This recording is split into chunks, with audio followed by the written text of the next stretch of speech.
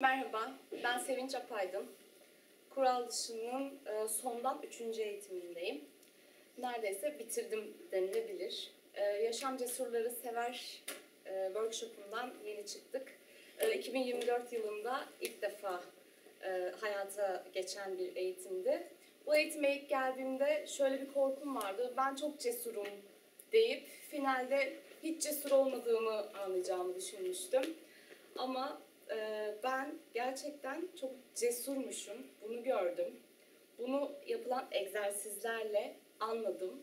Ama sadece cesaret yeterli değilmiş, bunu öğrendim. Bu eğitimden kazanımım o oldu.